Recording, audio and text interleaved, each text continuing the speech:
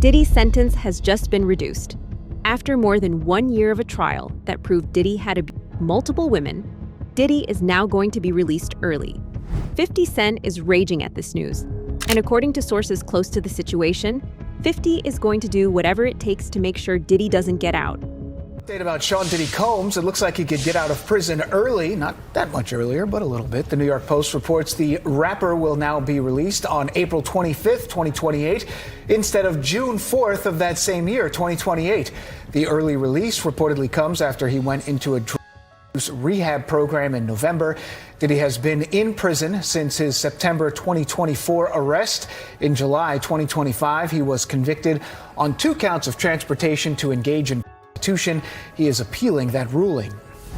At this point, everyone is wondering, why was Diddy allowed to get out early? The official statement reads that Diddy is being released early because of his good behavior, but let's not forget that Diddy was caught breaking the prison guidelines less than 6 months into his sentence. Diddy's sentence should have been increased, if anything. Back in November of last year, prison officials caught Diddy drinking and smuggling alcohol within his cell, allegedly celebrating something. This offense meant that Diddy was ineligible for the early release program, but now we're seeing the exact opposite happen. Toilet wine, on the other hand, is a fermented combo of Fanta, sugar, and apples. And though there are many variations, they are all alcoholic, which is the point, and all strictly off limits in lockup. But TMZ is reporting that Diddy has been caught with the stuff, this week in fact. He did have a birthday on Tuesday and was going to be moved to a new unit apparently as punishment, but the officials changed their minds according to the report. But that still leaves the question of Diddy's alleged newfound sobriety, which he made such a big point of emphasizing when he was sentenced, and whether this will have any impact on that sentence. The only reason Diddy wanted to go to the Fort Dix prison facility was because he was interested in their drug program.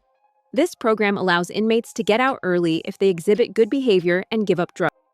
Diddy didn't do either of these. He was caught making illegal phone calls to some of his victims and smuggling alcohol within his cell. The real reason Diddy was let out is actually completely different, and once you hear it, all the dots will start to connect. But what a lot of people don't know, and why it is serious in prison, it could blow up. So if you don't know what you're doing and you don't let it breathe, as they say, it could actually be like a bomb. So it actually can blow up and everything will spray everywhere. But it can get you drunk, and it could also land you in the hole. So, I mean, I don't know as far as them saying he's going to move him out of the unit. I know it's a very serious ticket. I know he could lose his phone, he could lose commissary, and he could lose visits, and also maybe go to the SHU for up to 30 days or maybe more. So, I mean, that's all serious stuff. I keep wondering about the sentence. Do you not think it's possible, especially since he campaigned, in his sentencing, that he was getting sober, he'd been working, on a sobriety at the MDC, and now he's at Fort Dix, and if this is true, if the report's true, might they say, well, screw it, you're not getting your 15% off your federal sentence? Right, so it don't work like that, but every ticket in the feds, if it's a certain degree ticket, you will lose some good time.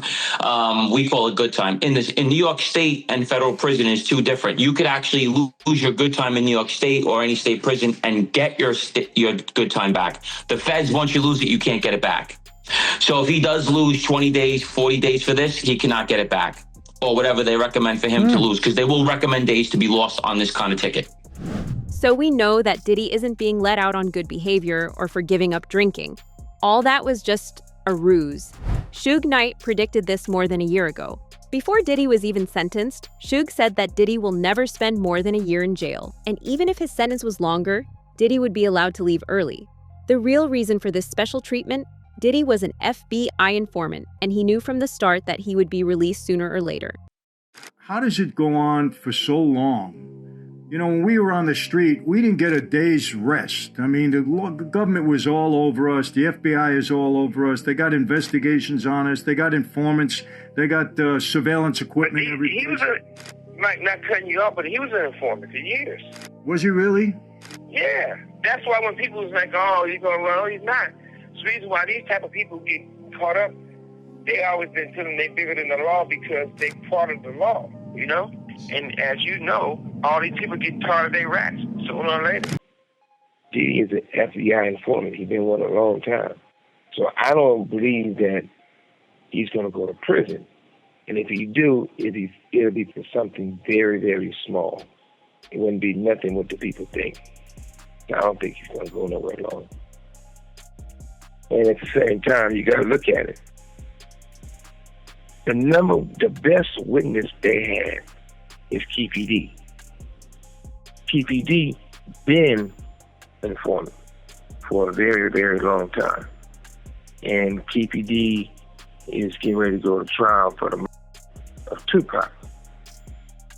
KPD said it. Everybody else know it. And KPD says the money came from Puffy, the key Tupac, and myself. So if they really wanted Puffy that bad, KPD would have could have deal with them, got on that stand, and broke it down. That'd have been the RICO right there. That'd have been higher right there. Suge saw this coming a mile away. Gene Deal said the same thing. He knew Diddy was involved with the feds, so the fact that Diddy was even arrested in the first place was surprising. For anyone following the trial from the start, Diddy beating almost all of the charges against him in the first place was enough of a hint that something was wrong. There were hours of video footage showing him engaging in crimes. Him being declared innocent never made any sense. Puff was a millionaire. Him being a confidential informant, him getting money like that, it was favors. He been getting favors and been paying law enforcement people for years to protect him. You understand? To protect him. We had a lot of people on the payroll when we was doing security. Everybody had, somebody might have this first 10 hours, that 10 hours, or whatever. He was paying law enforcement. He had a budget for law enforcement. Now, if something goes wrong, those people got friends in certain places. Then plus he tells his handler, yo, can you make this go away for me? I'll give you this and that. Now, that could be a lot of speculations or whatever like that.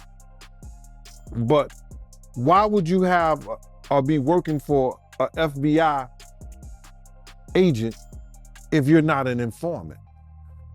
Why? So when you got that kind of money, you could hire people to make a lot of things go away for you. Diddy's status as a confidential informant is why he's being allowed to go away free despite there being multiple active investigations against him. The one person who is doing absolutely everything possible to make sure Diddy isn't getting away free is 50 Cent. Allegedly, Diddy might even involve Trump to exonerate him from all federal crimes and investigations, and 50 Cent has announced he will talk to Trump to try and stop this. 50 Cent don't give a damn. He don't give a damn.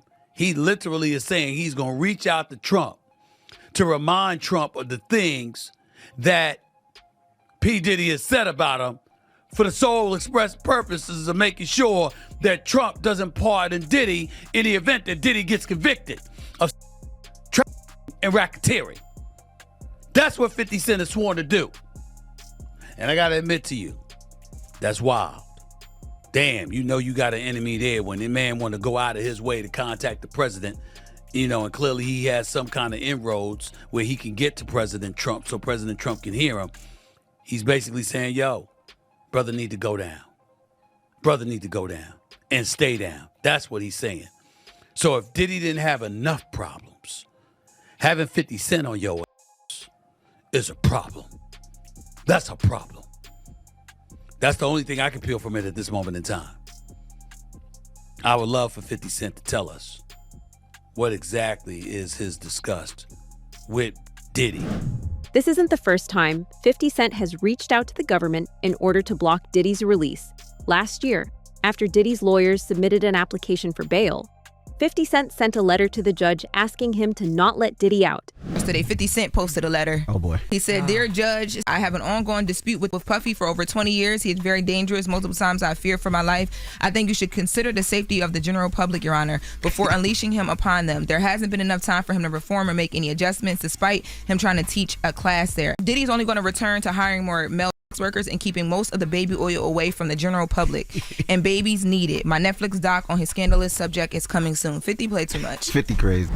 50 Cent is the reason Diddy's case received this much attention, and his documentary made sure that Diddy was prosecuted for his old crimes too. After 50 Cent's documentary, Sean Diddy Combs' The Reckoning aired on Netflix and proved his connection to Tupac's murder. Tupac's family hired a lawyer to look into the allegations.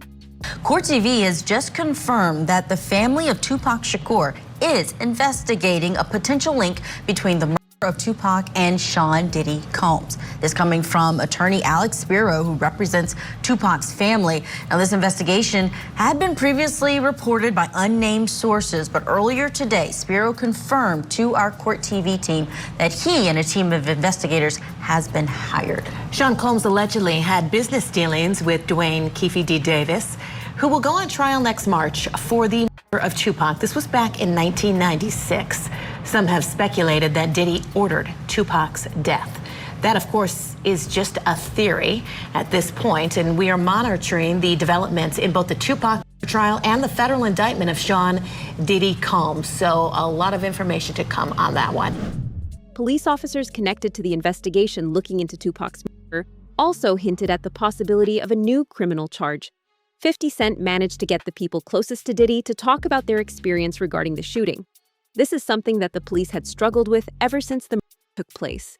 These people trusted 50 and were willing to talk to him. Let me ask you this. I get it. When you have a case that's 5 years old, it's hard to get overwhelming evidence that meets the burden of proof beyond a reasonable doubt. When you have cases this old, no matter what Fiddy has found out and put in this documentary, do you see it at all ever possible that Diddy could be involved in a murder trial when it comes to Biggie and Tupac? It could be possible, yes. However, like I said, they need a lot of corroboration to make that stick, because it's really alleged right now as to his involvement. It's not anything that's substantial or concrete that he was involved. It's personally from people talking about it and saying this is what happened. You need some more information to come forward to prove that. Around this same time, Keefe D., the prime suspect in the murder of Tupac, also submitted a statement regarding Diddy's involvement in the crime and how Diddy was the one who had ordered the hit. 50 had been saying this for years, and Keefe D. proved that he was right. This also says that Davis was offered immunity during the Biggie Smalls investigation in the early 2000s. The filing reads, the 3 LAPD and FBI agents were part of a task force to solve the shooting of rapper Notorious B.I.G., also known as Biggie Smalls, legal name Christopher Wallace. The task force, through a sophisticated criminal investigation, obtained sufficient evidence that would prove Mr. Davis was the leader of the Southside Crips and his gang was responsible for over 360 kilos of cocaine and PCP. Mr. Davis provided 3 interviews to obtain immunity from prosecution. The final interview were solely questions regarding the Tupac Shakur shooting, which Mr. Davis was also provided immunity from prosecution. So during a December 2008 interview with investigators, that is when Davis allegedly started to spill the beans about his one-time friend, Sean Combs, who he refers to as Puffy. He claims Sean Puffy Combs solicited Mr. Davis to Suge Knight and Tupac Shakur for $1 million. Eric Zip Martin, an associate of Puffy Combs, provided Mr. Davis with a gun to exact revenge on Tupac Shakur for the beating Mr. Anderson received. Now, Davis reportedly told the investigators that even though the job had been partially completed and Shakur was killed, neither he nor Anderson ever got paid. He later revealed that he believes Combs had paid the go-between Zip Martin, who he claims kept the money for himself. And he said much of the same thing in a 2009 interview a year later, because according to the motion to dismiss, the Las Vegas Metropolitan Police Department, as far back as 2009, was in possession of the same set of facts that the Clark County District Attorney is now alleging makes Mr. Davis responsible for the murder of Tupac Shakur. The Clark County District Attorney's Office has offered no reason as to why it waited another 14 years to prosecute a case against Mr. Davis. Mr. Davis has been irreversibly prejudiced by this unnecessary delay in prosecution of this case, and Mr. Davis's constitutional rights have been violated in an extraordinary manner never before witnessed in the annals of the American criminal justice system. The footage 50 included in his documentary showed Diddy at his most vulnerable, and it's part of the reason that Diddy fought so hard against the release of this documentary. in a documentary. There's a couple things I'll share with you guys on what I took away from it. But Rob, maybe share the clip on how he got access to some of the footage of the documentary. Is this the one, Rob? Yep. Go for it. How did you get that footage of Diddy? I figured most journalists would not disclose their sources. Does he know y'all have this in the doc? I would doubt he knows. So when this airs, that'll be the first time that his legal team, Diddy, that everybody knows that this footage is now seeing the light of day.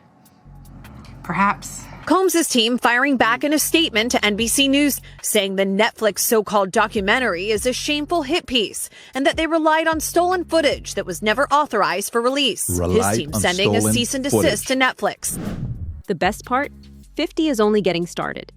50 knew that Diddy would wriggle his way into getting away, and he's been working on part 2 of his documentary. This documentary is more explosive than the first one and includes all the footage that Netflix refused to include because of legal issues. 50 decided that he doesn't even care if he loses money on this. He'll release part 2 of his documentary for free on YouTube if it means Diddy has to pay for his crimes. I think he might be secretly sitting on a whole other docuseries about this. I got on 50's Instagram account today, and I was just like killing some time earlier, and someone had posted a video where they were talking about the whole documentary, and they put out a theory that they think that he has even more footage and that he potentially is going to have a whole second part of this that might release. Now, this is all alleged. None of this is confirmed. This is people talking on Instagram. But 50 posted something to his own account that sort of, in a strange way, addresses this, talking about how he does seem to have these interviews and that he did get some of these other victims on camera. And so I think he might be secretly sitting on a whole other docuseries about this. Allegedly he said something. Well, he said something similar to that on the Sherry Shepherd show. I hope so. When I tell you I went through all 4 episodes in one city and then went back and watched it again, I'm like, I want more. And now that he got everyone talking, imagine if he got 22 million out the gate on that one, I'm sure there's more, because there was so many more things he could have covered. Keep in mind that Diddy is being allowed to leave early while he is at the center of a new criminal investigation. This investigation is one of dozens that are about to be announced. There are more than 100 pending lawsuits against Diddy. At one point, not even Diddy's status as a confidential informant will be enough to save him. The Los Angeles County Sheriff's Department is now investigating a sexual battery claim against Sean Diddy Combs. According to the police report, the allegation was made in September in connection to an incident from 2020. The National News Desk, Jeff Harris, joins us. And Jeff, details on this investigation, they're just beginning to develop, of course, but we do know the accuser is a music publicist and a producer. What more can you tell us? So the allegations in this battery investigation date all the way back to an alleged incident from 2020 involving Combs and a male music publicist and producer who says Combs exposed himself to him after being invited to a photo shoot. According to that police report, the accuser says he was invited to the shoot at a Los Angeles warehouse related to an upcoming project. At that shoot, the accuser alleges Combs began masturbating under a shirt while watching pornography and then exposed himself, telling the accuser to assist. The accuser says he didn't respond to Combs, who continued before throwing that shirt at him. This is why Diddy is trying to shift the narrative in his favor.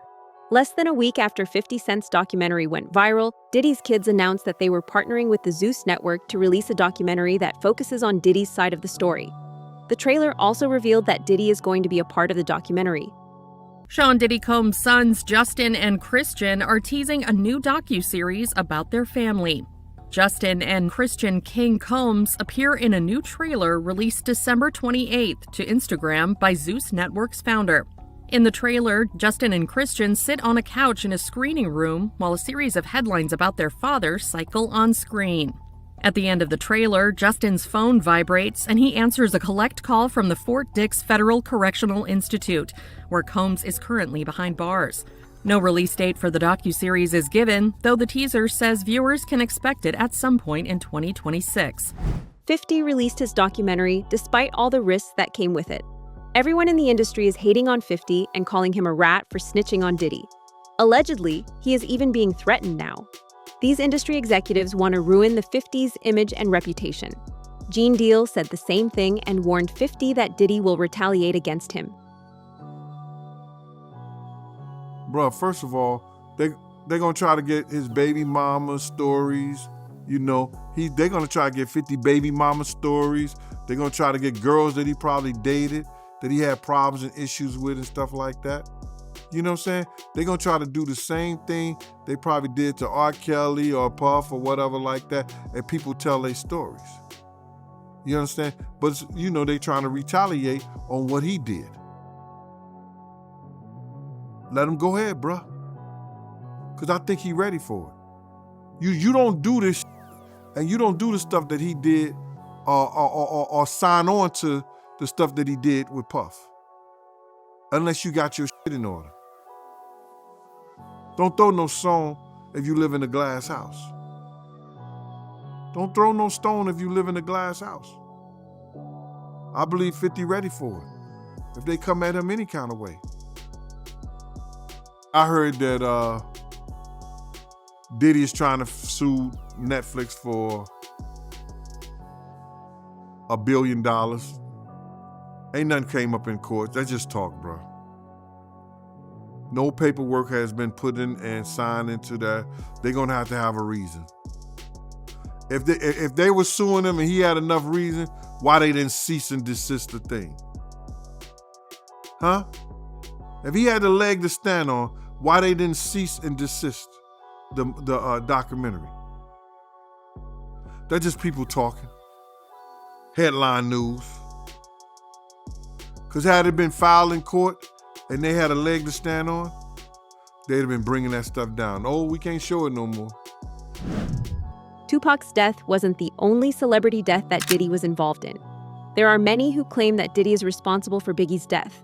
The murder of the notorious B.I.G. has remained unsolved for decades. Biggie was shot in Los Angeles in March 1997, just 6 months after the death of Tupac Shakur. The two killings happened during the height of the East Coast-West Coast rap feud. And ever since then, investigators, journalists, and people close to the industry have tried to piece together what really happened. I seen an interview that Puffy did with Fat Joe where he was talking about Biggie in his last moments in LA, and he told Fat Joe that he didn't want to go to LA. He actually wanted to go to London, but Biggie, he was the one that wanted to go to LA, and he was the one that was pushing to go to LA. That's not true. My name is Kirk Burrows. I ran Bad Boy Entertainment. I helped co-found it. I created the company with him. I raised from general manager to president. And at that time, I put all of those business plans together. And Biggie didn't want to go to LA, ended up going. What got him out there was a week ahead of time to ease him into the whole award show. He may not have wanted to go to London, but was talked into it.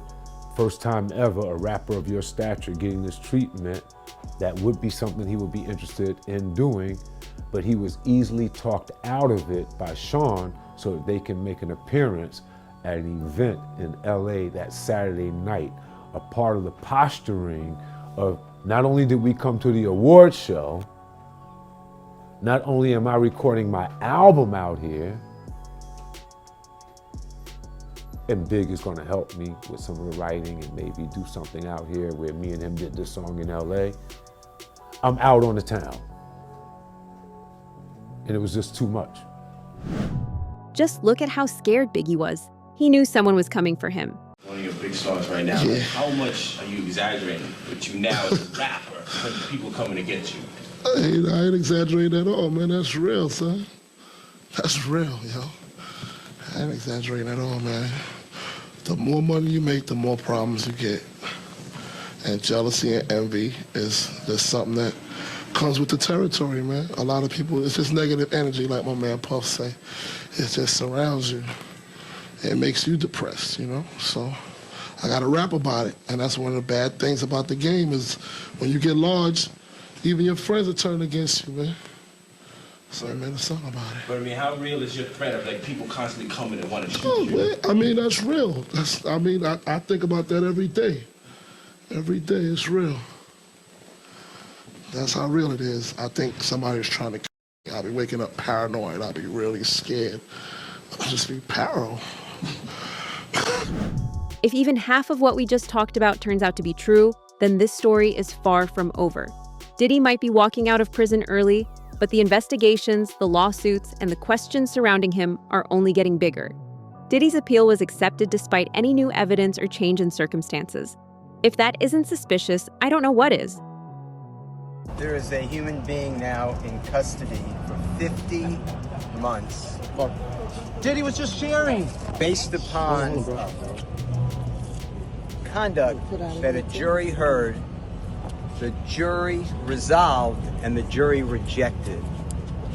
It is really a sad day for everybody.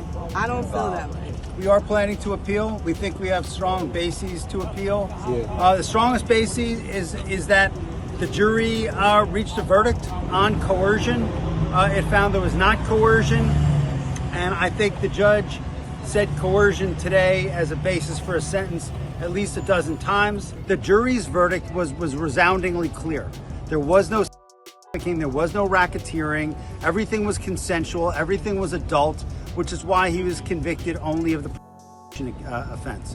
What we feel happened today was that the judge acted as a 13th juror, one that we did not choose. What do you think is really happening here? Do you think Diddy's early release was just a coincidence? Or is there something bigger going on behind the scenes? Drop your thoughts in the comments below. And if you want to stay updated on the latest developments in the Diddy case, the Tupac investigation, and the industry drama surrounding it, make sure you like the video, subscribe to the channel, and turn on notifications so you don't miss the next update.